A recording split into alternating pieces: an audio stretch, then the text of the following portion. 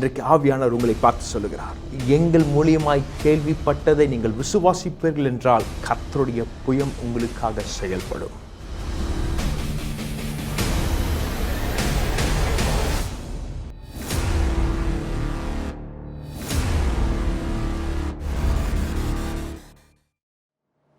சாத்தியமற்றவர்களை சாத்தியமாக்கும் இயேசு கிறிஸ்துவின் நேற்று நாமத்தில் உங்கள் ஒவ்வொரு பேரையும் வாழ்த்தி இன்றைக்கு இந்த நிகழ்ச்சிக்கு வரவேற்கிறோம். We bring greetings to you in the name of Jesus, who can turn all of your impossibilities into possibilities. எல்லாம் கர்த்தருக்குள் நலமாய் இருக்கிறீர்கள் என்று நான் விசுவாசிக்கிறேன். I believe that all of you are doing well in the Lord. கடந்த நாட்களில் தேவன் உங்களை பாதுகாத்து வழிநடத்தி இருக்கிறார். During the last days, God has been protecting you and He's been leading you. உங்களுடைய அநேக தொலைபேசி அழைப்பு, நீங்கள் பெற்ற அற்புதங்கள், நீங்கள் பெற்ற அனுபவங்களை எங்களுக்கு நீங்கள் தொடர்ந்து சாட்சியாய் தெரிவித்துக் கொண்டு வருகிறீர்கள். அதற்காக நான் தேவனுக்கு நன்றி செலுத்துகிறேன். During the last days, you have been telling us about all your experiences, about all the testimonies through the phone calls, and we thank the Lord for that. அவைகள் எல்லாம் எங்களை இன்னும் அதிகமாய் ஊழியத்தில் உற்சாகப்படுத்துகிறது. And these has been a great encouragement for us to move ahead in the ministry. ஆகவே தொடர்ந்து நீங்கள் பெற்ற அனுபவங்களை எங்களுக்கு தெரியப்படுத்த மறந்து விடாதீர்கள். So please continue to share all your experiences with us. அது மாத்திரமல்ல, இந்த நிகழ்ச்சி குறித்தும் ஏஞ்சல் டிவி குறித்தும் உங்கள் உற்றார் உறவினர் நண்பர்களுக்கு நீங்கள் தெரியப்படுத்த மறந்து விடாதீர்கள். And not only that, please do share about this program to all your near and dear ones. கர்த்தருடைய நாமம் மகிமைப்படுவதாக. May the name of the Lord be glorified. இன்றைக்கும் நான் விசுவாசிக்கிறேன், வித்தியாசமான வகையில் தேவன் இன்றைக்கு இந்த நிகழ்ச்சியில் உங்களோடு கூட இடைப்பட போகிறார். I believe that God will speak to you specifically in a different way today. ஆவியானவர் உங்களோடு கூட பேச உங்கள் இருதயங்களை நீங்கள் திறந்து கொடுக்க வேண்டும். You need to open up your heart so that the Spirit of God will minister to you. வாசிப்போமா?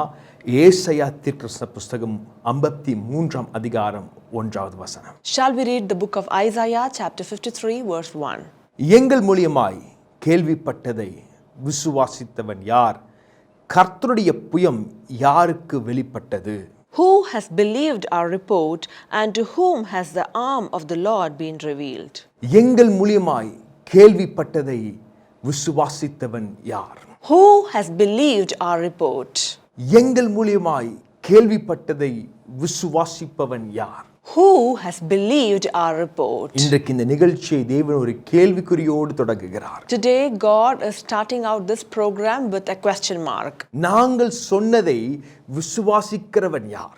Who will believe what we are telling? இது ஒரு வல்லமையான வார்த்தை. This is a powerful word. நாங்கள் சொல்லுவதை விசுவாசிக்கிறவன் யார்? Who has believed our report? இன்றைக்கு நாம் வாழுகிற காலகட்டத்திலே அநேக செய்திகள் நம்மிடத்திலே வந்த வண்ணமாக இருக்கிறது. During these days of our life on this earth, we have been listening to a lot of messages. இந்த உலகத்திலே இந்த பேண்டமிக் சிச்சுவேஷன்ல எல்லாருமே மருத்துவர்களாக மாறிவிட்டார்கள். In these times of pandemic, everybody has turned out to be doctors. எல்லாரும் ஒரு மருந்து சொல்லுவாங்க. Everybody will tell a medicine. நமக்கு ஒரு சின்ன பிரச்சனையா இருந்தா 100 பேர் அதை குறித்து சொல்லக்கூடிய அவங்களுக்கும் கொஞ்சம் ஞானம் இருக்கிறது. If we have some problem, then hundreds of people will give us advices and they have some knowledge about that. சில பேருங்க பயம் காட்டுவாங்க. Some will give us a fear. சில பேருங்க மிகவும் அதிர்ச்சிகரமான காரியங்களை அதிலிருந்து சொல்லுவார்கள். Some will give us shocking factors out of that. சில பேருங்க சொல்லுவாங்க அது ரொம்ப சுலபமாய் அதை விட்டு வெளியே வந்து விடலாம் என்று சொல்லுவார்கள். And some others say very easily you can get rid of this. ஆனால் ஏசாயா தீர்க்கதரிசி இந்த இடத்துல கேட்கிறார், எங்கள் மூலியமாய் கேள்விப்பட்டதை விசுவாசிப்பவன் யார்? But the prophet Isaiah is asking, who has believed our report? இந்த 53ஆம் அதிகாரத்திற்கு முன்பாக நடந்தது என்ன?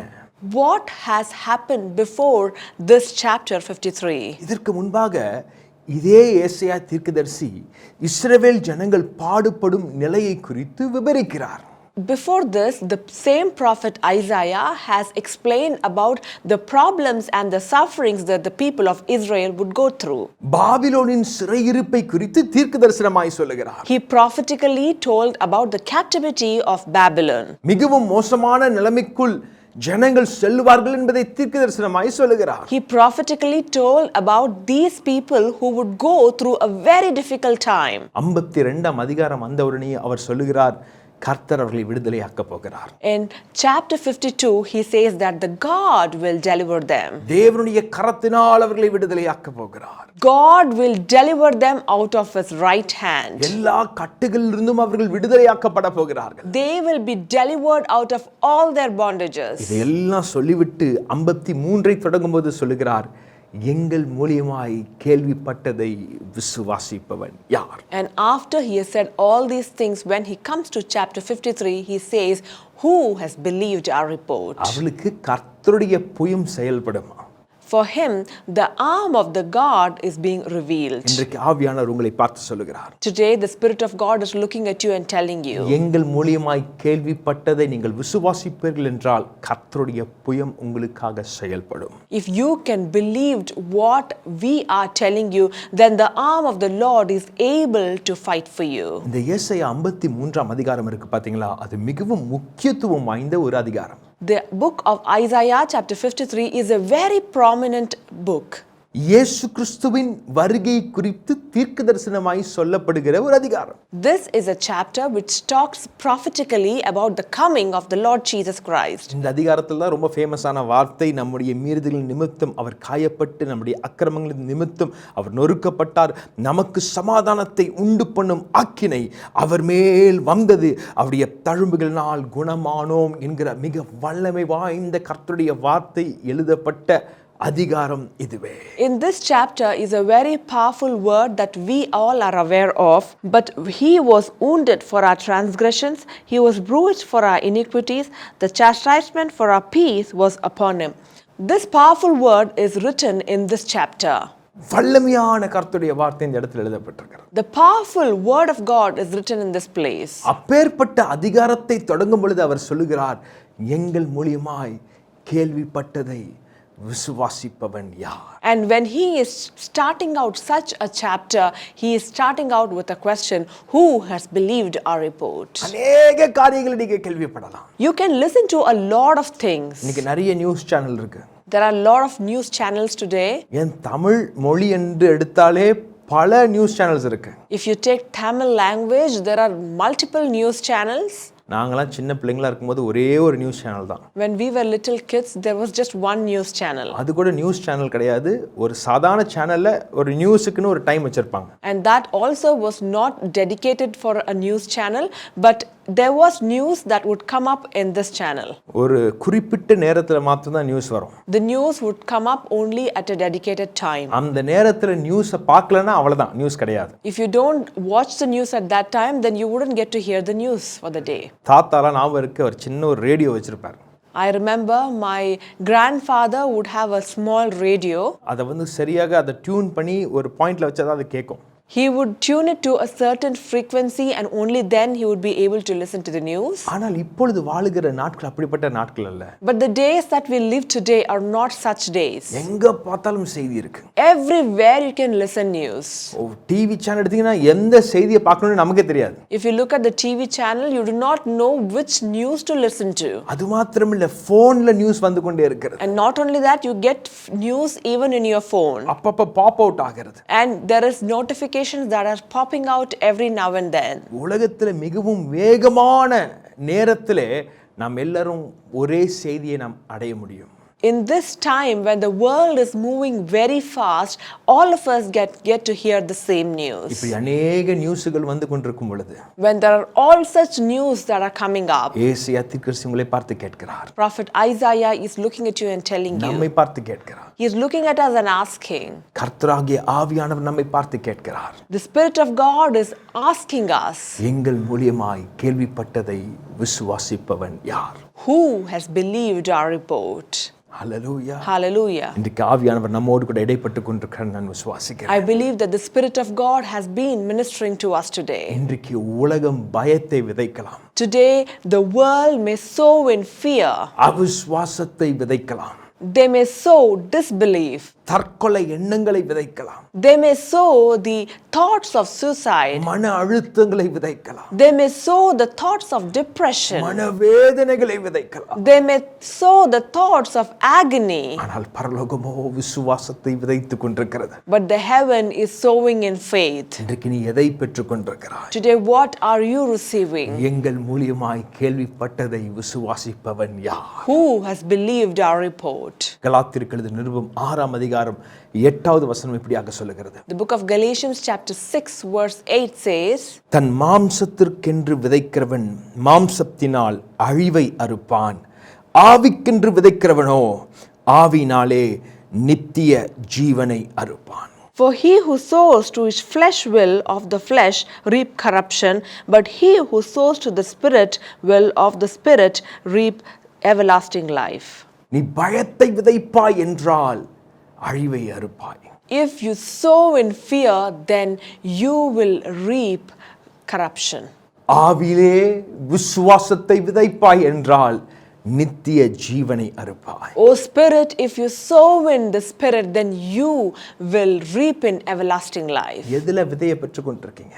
Where have you received your sowing? ஆவிலே உங்களுக்குள்ளே இந்த செய்தியின் வழியாக உங்கள் ஆவிக்குள் விதை விதைக்கப்படுகிறது. Through this message, there is a sowing that is happening in your spirit. உங்களை அறியாம அந்த விதையை நீங்க பெற்றுக் கொண்டிருக்கீங்க. And without your knowledge, you're receiving that seed. உங்களுடைய உள்ளான மனிதன் பலப்பட்டு கொண்டிருக்கிறான். Your inner man is being strengthened. உங்கள் உள்ளான மனிதன் போஷிக்கப்படுகிறான். Your inner man is being nourished. இந்த நிகழ்ச்சியில உங்களுடைய ஆவிக்குரிய மனிதன் விதைக்கப்படுவதற்காக These messages, these programs are so that your inner man will be strengthened. உங்கள் உள்ளான மனிதன் விதையை பெற்றுக்கொள்வதற்காக So that your inner man will receive the seed. வேதவசனம் என்ன சொல்கிறது? What does the Bible say? இந்த நாட்கள் நடப்பதை குறித்து என்ன சொல்கிறது? What does it say about these days that are happening? இன்றைக்கு நடக்கிற இந்த சூழ்நிலையை குறித்து 2000 ஆண்டுகளுக்கு முன்பாகவே திட்டம் தெளிவுமாய் இயேசு கிறிஸ்து தீர்க்கதரிசனமாய் சொல்லியிருக்கிறார். Jesus Christ had spoken prophetically 2000 years ago about what would happen in these days. மிக பிரபலமான வார்த்தை. They are very prominent word. மத்தேயு 24ஆம் அதிகாரம். Matthew chapter 24. அந்த அதிகாரத்துல தான் இயேசு கிறிஸ்து சொன்ன தீர்க்கதரிசனங்கள் இன்றைக்கு நிறைவேறிக் கொண்டிருக்கிறது. Whatever Jesus had spoken prophetically has been fulfilling in these days. ஜனத்திற்கு விரோதமாய் ஜனம் எழும்புமாம். People will raise up against people. இன்றைக்கு அது நடந்து கொண்டிருக்கிறது. Today that is happening. ஒரு ஜனத்திற்கு விரோதமாய் இன்னொரு ஜனம் எழும்பிக் கொண்டிருக்கிறது. A people are raising up against another people. ஜனங்களுக்குள்ளே சமாதானம் இல்லை. There is no peace among the people. ராஜ்யத்திற்கு விரோதமாய் ராஜ்யம் எழும்புமாம். There is nations that is rising up against another nation. இன்றைக்கு அநேக ராஜ்யங்கள் ஒரு சில ராஜ்யங்களுக்கு எதிராக எழும்பிக் கொண்டிருக்கிறது. Today some of the nations are rising up against another nation. யுத்தங்களின் செய்திகளை நாம் கேள்விப்படுவோம். We are listening to the news of war. உலகம் முழுவதும் பஞ்சங்கள் ஏற்படுமா? The entire world is going through famine. அது மாத்திரமல்ல, உலகம் முழுவதும் கொள்ளை நோய் ஏற்படுமா? And not only that, the entire world will go through pestilence. இது எல்லாம் சொல்லி வருகிற அந்த தீர்க்கதரிசன பகுதி, The same part of the word where these prophecies are being spoken of, அந்த பகுதியை சொல்லுகிறது அப்பொழுது முடிவு வராது. and the same part says the end will not come. 14வது வசனத்தில் எப்படியாக சொல்கிறது? இந்த ராஜ்யத்தின் சுவிசேஷம் உலகமெங்கும் பிரசங்கம் பண்ணப்படும், அப்பொழுது முடிவு வரும். In verse 14 it says that this gospel will be spoken of to the entire world and then the end will come. நல்லா கவனிக்கணும். You must listen attentively. அதே 24ஆம் அதிகாரத்தின் 7வது வசனம் அழிவை குறித்து பேசப்படுகிறது. The same chapter 24 verse 7, it talks about the destruction. அதே அதிகாரத்திலே 14வது வசனம் எழுப்புதலை குறித்து முன்கூட்டி சொல்லப்படுகிறது. And the same chapter verse 14, it talks about the revival. ஒரு இடத்திலே அழிவு வந்து கொண்டே இருக்கும். There is end coming in at one place. இன்னொரு பகுதியில கர்த்தருடைய எழுப்புதல் உலகம் முழுவதும் பரவி கொண்டே இருக்கும். And on the other side, the revival will be spreading out throughout the world. Negative நியூஸும் அங்க தான் இருக்கு. There is negative news in the same place. அதுக்குள்ளேயே பாசிட்டிவ் நியூஸும் இருக்கிறது. And there is positive news even in the same place. எங்கள் மூலியமாய் கேள்விப்பட்டதை விசுவாசிப்பவன் யார்? Who has believed our report? இன்னைக்கு அநேக காரியங்கள் உங்களை சுற்றி நடந்து கொண்டிருக்கிறது. Today there may be a lot of things happening around you. உலகத்திற்கு எச்சரிப்பு. It's a warning to the world. ஆனால் கர்த்தருடைய சபைக்கோ எழுப்புதலை குறித்து முன்கூட்டி தீர்க்க தரிசன வார்த்தை. But to the church of God, this is a prophetical word about the revival. ரெண்டும் ஒரே அதிகாரத்துக்குள்ள இருக்கிறது. Both are there in the same chapter. எங்கள் மூலியமாய் கேள்விப்பட்டதை விசுவாசிப்பவன் யார்? Who has believed our report? இன்றைக்கு உலகம் பயத்தை விதைக்கும். Today the world may sow in fear. எதிர்மறையான சிந்தைகளை விதைக்கும். It will sow in the negative thoughts. நாம் செயலிழந்து போவோம் என்கிற செய்தி அது விதைக்கும். It will sow in the news where we will lose our strength. அநேக தவறான காரியங்களை நம் இருதயத்திலே விதைக்கும். It will sow in lot of wrong things in our heart. எப்பவுமே முன்னேற முடியாது. We cannot go ahead in life. நீ எழும்பி வர முடியாது. You will not be able to rise up. உலகத்தில் இன்னும் அதிக இழப்புகள் நடக்க போகிறது. There will be lot of loss that is be happening in the world. நீயும் இழந்து போக போகிறாய். And even you will be losing it. இது உலகம் விதைக்கிற காரியம். These are the things that the world sows in. ஆனால் கர்த்தருடைய வசனம் என்ன சொல்லுகிறது? But what does the word of God say? நீதிமொழிகள் 18ஆம் அதிகாரம் 10வது வசனம். The book of Proverbs chapter 18 verse 10. கர்த்தரின் நாமம் பலத்த துருகம், நீதிமான் அதற்குள் ஓடி சுகமாயிருப்பார்கள். The name of the Lord is a strong tower, the righteous run into it and are safe. உலகம் பயத்தை விதைக்கும் பொழுது, When the world sows in fear, கர்த்தருடைய வசனம் சொல்லுகிறது கர்த்தருடைய நாமம் பலத்த துருகமாம். the word of God says the name of the Lord is a strong tower. நீதிமான் அதற்குள்ள ஓடி போய் சுகமாய் தங்கியிருப்பான். The righteous will run into it and is safe. கர்த்தருடைய நாமத்திற்குள் பாதுகாப்பாய் இருப்பான். There is protection in the name of the Lord. இன்றைக்கு ஆவியானவர் உங்களோடு கூட இடைப்பட்டு கொண்டிருக்கிறார். Today the Spirit of God is ministering to you. இன்றைக்கு எந்த விதையை நீ பெற்றுக் கொண்டிருக்கிறாய்? Today what is the seed that you have received? மாம்சத்திற்கேற்ற விதையா? Is it the seed that's related to the flesh? இல்லை ஆவிக்கேற்ற விதையா? Or is it the seed that's related to the spirit? உலகம் விதைக்கிற விதையை பெற்றுக் கொண்டிருக்கிறாயா? Are you receiving the seed that the world sows in? உலகம் சொல்லுகிறது மரணம் வருகிறது. The world says that there is death coming in. உலகம் சொல்லுகிறது அழிவு வருகிறது. The world says there is destruction coming up. ஆனால் பரலோகம் சொல்லுகிறது எழுப்புதல் வருகிறது. But the heaven says the revival is coming up. கடைசி கால ஒரு எழுப்புதல் வருகிறது. There is an end day revival that is coming up. நீ எந்த கூட்டத்தை சார்ந்தவன்? Which group do you belong to? அழிவின் கூட்டமா ஜீவனின் கூட்டமா? Is it the group of destruction or is it the group of life? எங்கள் மூலியமாய் கேள்விப்பட்டதை விசுவாசிப்பவன் யார்? Who has believed our report? Hallelujah. Hallelujah. உலகம் சொல்லுகிறது இனி வரப்போகிற அலை இன்னும் மோசமாயிருக்கும் என்று. The world says when the wave that is going to come up, this will be worse than the previous waves. இதைவிட மோசமான கொள்ளை நோய்கள் வந்து கொண்டே இருக்கிறது என்று உலகம் சொல்லுகிறது. The world says that even more pestilences that are worse than these are going to come up. இப்பொழுது நடக்கிற சூழ்நிலையை விட நாம் பார்த்த சூழ்நிலையை விட மிக மோசமான சூழ்நிலைகள் இதற்கு முன்பாக வரப்போகிறது என்று உலகம் சொல்லுகிறது. The world says that we are going to see the days that we have never seen before, even the worst days. ஆனால் சங்கீதம் 34:19 இப்படியாக ஆவியானவர் நம்மோடு கூட பேசுகிறார். நீதிமானுக்கு வரும் துன்பங்கள் அநேகமாயிருக்கும், கர்த்தர் அவைகளில் எல்லாவற்றிலும் இருந்து அவனை விடுதலையாக்குவார். But in Psalm 34:19 it says, many are the afflictions of the righteous, but the Lord delivers him out of them all. உலகம் வேதனை குறித்து சொல்லிக் கொண்டிருக்கும் பொழுது, The world will talks about pain. உபத்திரவங்களை குறித்து சொல்லிக் கொண்டிருக்கும் பொழுது, When it talks about the persecution, இனி வரப்போகிற கண்ணீரை குறித்து சொல்லிக் கொண்டிருக்கும் பொழுது, when it talks about the tears that is going to come up, வேதத்திலே தேவன் நம்மோடு கூட பேசியிருக்கிறார். through the word of God, the Spirit of God has spoken to us. உலகத்தில் உங்களுக்கு உபத்திரவங்கள் உண்டு, ஆனாலும் திடன் கொள்ளுங்கள், நான் உலகத்தை செய்தேன். Yes, there are problems in the world, but be strong that I have overcome the world. இந்த வேதனைகள் எல்லாம் சாதனைகளாய் மாறும். All these pains are going to be victorious. இவைகளை எல்லாம் நாம் வென்று வருவோம். You will definitely win over them. Pavul சொல்லுகிறார் மரணமே அவருக்கு ஆதாயமா. Paul says, death is my gain. அது எனக்கு ஒரு பெரிய வருமானம் என்று சொல்லுகிறார். He says that is a great income for me. கிறிஸ்துவுக்குள்ளே ஆவிக்குள்ள இருக்கிறவர்கள் இதை குறித்து பயப்பட மாட்டார்கள். People in Christ will not fear about this. இவைகளை மேற்கொள்வார்கள். They will overcome this. ஒரு தாய் குழந்தையை பெற்றெடுக்கும் பொழுது என்ன சூழ்நிலைக்குள் செல்வார்கள்? When a mother is bringing forth a child, she goes through kind of pain. எப்பேற்பட்ட வலி அது? What is that kind of pain? அதில் ஒரு சயின்டிஸ்ட் இப்படியாக சொல்லுகிறார். A scientist says, எத்தனையோ எலும்புகளை ஒரே நேரத்தில் உடைக்கிற வலி அந்த தாய்க்கு உண்டாகும். it seems that mother will go through a pain when a lot of bones are broken together. அப்பேற்பட்ட வலி. It's such a kind of pain. அந்த தாய் பிள்ளத்தாட்சியா இருக்கும் பொழுதே தெரியும் இந்த வழிக்குள்ள செல்ல போகிறாங்க. When the mother has conceived the child, she knows that she will definitely go through this pain. ஆனால் அவங்களுடைய நோக்கம், அவங்களுடைய பார்வை, அவங்களுடைய எதிர்பார்ப்பு அந்த வலியின் மீது இருக்காது. அந்த வலிக்கு பின்பாக இருக்கிற அந்த பெற்றெடுக்க போகிற குழந்தையின் மீது காணப்படும். But all her focus is not on the pain, but all her focus is in the child which will be birthed after the pain. இன்றைக்கு அந்த வலி இருக்கலாம். Today you may have that pain. அந்த வலியை நான் கொஞ்சம் சகிச்சுக்கிட்டேனா, But if we can endure that pain, அதற்கு பின்பாக ஒரு அழகான ஒரு குழந்தை வரப்போகிறது.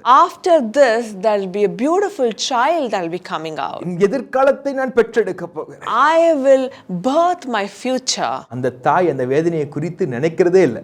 The mother will not think about that pain. உலகத்தில் இருக்கிற ஒவ்வொரு தாய்மாரும் அந்த வேதனை வரக்கூடாதுன்னு நினைச்சாங்கன்னா இன்னைக்கு நீங்களும் நானும் உயிரோட இருந்திருக்கவே முடியாது. The mothers of this world, if they had thought about this pain, that you and I wouldn't be alive on this world. இன்றைக்கு ஆவியானவர் உங்களோடு கூட பேசுகிறார். Today the Spirit of God is ministering to you. இந்த வேதனையின் நாட்களில் நீ எழுப்புதலை பெற்றெடுக்க போகிறாய். In these days of pain, you will bring out the revival. எழுப்புதலை காண போகிறாய். You will see revival. எங்கள் மூலியமாய் கேள்விப்பட்டதை விசுவாசிப்பவன் யார்? Who has believed our report? நீங்க விசுவாசிக்கிறீங்களா? Do you believe it? முழங்கால் படிங்க, உங்களுக்கு நான் ஜெபிக்க போகிறேன். Kneel down and I would like to pray for you. பரிசுத்தமுள்ள நல்ல பிதாவே, உமக்கு கொடான கோடி நன்றிகளை நாங்கள் செலுத்துகிறோம். Loving Heavenly Father, we thank and praise your name. நீர் எங்களோடு கூட இடைப்பட்டு கொண்டிருந்தீரே, அதற்காக உமக்கு நன்றி. You have been speaking to us. We thank you, Lord, for that. நாவிலே உணர்ந்த இந்த வார்த்தைகள் பேசப்படும் பொழுதே அநேக பேருடைய இருதயத்தில் இருக்கிற பயத்தின் ஆவியை நீர் நீக்கி விட்டீர்.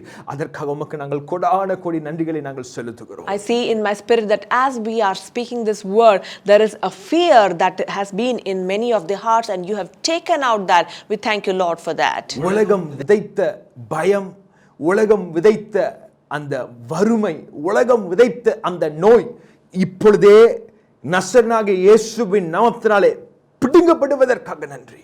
The fear, the poverty and the sickness that the world has sown, you have removed that, Lord. We thank you, Lord, for that. இன்றைக்கு கர்த்தருடைய வார்த்தை நிமித்தம் ஜீவன் விதைக்கப்படுவதற்காக நன்றி. Thank you, Lord, for a life is being sowed through your word. இன்றைக்கு அவருடைய ஆவியிலே ஜீவனை அவர்கள் பெற்றுக்கொள்ளட்டும்.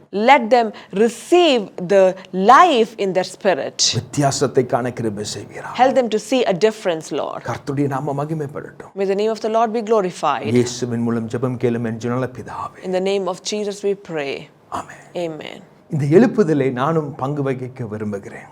I would like to be a part of this revival. ஆனால் இதுவரைக்கும் எனக்கு இயேசு கிறிஸ்து யார் என்று எனக்கு தெரியாது. But I do not know who is Jesus Christ till now. அவரை நான் சொந்த இரட்சகராய் ஏற்றுக்கொள்ள விரும்புகிறேன். I would like to accept him as my personal savior. என்று நீங்கள் சொல்வீர்கள் என்றால் இது உங்களுக்கான உண்டான வாய்ப்பு. If you say so, then this is an opportunity for you. நீங்க இருக்கிற இடத்துல கரங்களை உயர்த்தி, Wherever you are, raise up your hands. இயேசுவே என் உள்ளத்தில் வாரும். Jesus, come into my heart. நான் உம்மை என்னுடைய சொந்த இரட்சகராய் ஏற்றுக்கொள்கிறேன். I would accept you as my personal savior. உம்முடைய இரத்தத்தினால் என் பாவத்தை கழுவும். Wash me, Lord, through your blood. என்னை புதிய மனிதனாய் மாற்றும். Make me a new person. இன்று முதல் என் வாழ்க்கையின் நாயகன் நீர்தான். From this day onwards, you are the ruler of my life. நீர் என்னை ரட்சிக்க வந்த தெய்வம் என்பதை நான் விசுவாசிக்கிறேன். I believe that you are the God who came to save me. நீர் என் உள்ளத்தில் வாரும். Come into my heart. இன்று முதல் உமக்காய் நான் ஜீவிக்க விரும்புகிறேன். I would like to live for you from this day onwards. மாத்திரம் என் இருதயத்தின் தெய்வமாய் நான் கொள்ளுகிறேன். I accept you alone as the God of my heart. இயேசுவின் மூலம் ஜெபம் கேளும் என் நல்ல பிதாவே. In the name of Jesus we pray. ஆமென். இந்த ஜெபத்தை நீங்கள் செய்திருப்பீர்கள் என்றால் இன்றைக்கு நீங்களும் கிறிஸ்துவை சொந்த இரட்சகராய் ஏற்றுக்கொண்டு அவருக்காக வாழுகிற ஒரு விசுவாசியாக கர்த்தருக்குள்ளே உங்களை ஏற்றுக்கொண்டிருக்கிறார். If you have said this prayer, then you have accepted Jesus as your personal savior and you have chosen to live for Christ from this day onwards. உங்கள் வாழ்வின் புதிய அத்தியாயம் இன்று முதல் தொடங்குகிறது. A new chapter in your life will begin from this day onwards. உங்கள் வீட்டு அருகாமையில் இருக்கிற நல்ல ஒரு சபைக்கு சேர்ந்து கர்த்தரை ஆராதிங்கள், அந்த இடத்துல ஊழியம் செய்யுங்கள். Go and get yourself acquainted with a church that is close to by your house and go there and involve yourself and worship the Lord. ஒவ்வொரு ஞாயிற்றுக்கிழமையும் எங்கள் சபையில் 2 ஆராதனை நடைபெறுகிறது. There are 2 services happening in our church every Sunday. பங்கு பெறுங்கள், கர்த்தருடைய ஆசீர்வாதத்தை பெற்றுக்கொள்ளுங்கள். Get yourself involved and receive the blessings of the Lord. மீண்டும் அடுத்த வாரம் உங்களை சந்திக்கும் வரை உங்களிடமிருந்து விடைபெறுவது உங்கள் சகோதரன் அன்பன் போதகர் ஜஸ்டின் சாமியல். Until I meet you again next week, this is your brother, friend, Pastor Justin Samuel signing off. கர்த்தர் உங்களை ஆசீர்வதிப்பாராக. May the Lord bless you all.